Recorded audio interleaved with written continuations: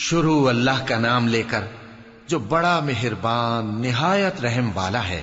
اے پیغمبر صلی اللہ علیہ وآلہ وسلم، اپنے پروردگار عالی شان کے نام کی تسبیح کرو، جس نے انسان کو بنایا، پھر اس کے اعضاء کو درست کیا، اور جس نے اس کا اندازہ ٹھہرایا، پھر اس کو رستہ بتایا، اور جس نے چارہ اگایا، پھر اس کو سیاہ رنگ کا کوڑا کر دیا۔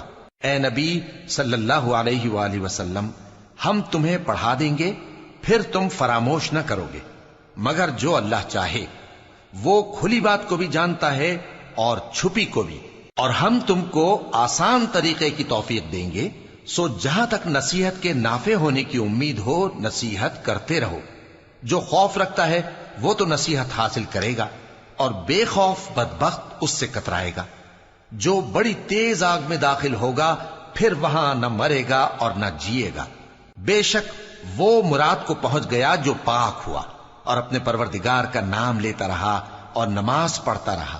بات یہ ہے کہ تم لوگ تو دنیا کی زندگی کو ترجیح دیتے ہو، حالانکہ آخرت بہت بہتر اور ہمیشہ باقی رہنے والی ہے۔ یہی بات پہلے صحیفوں میں بھی درج ہے، یعنی ابراہیم اور موسیٰ کے صحیفوں میں۔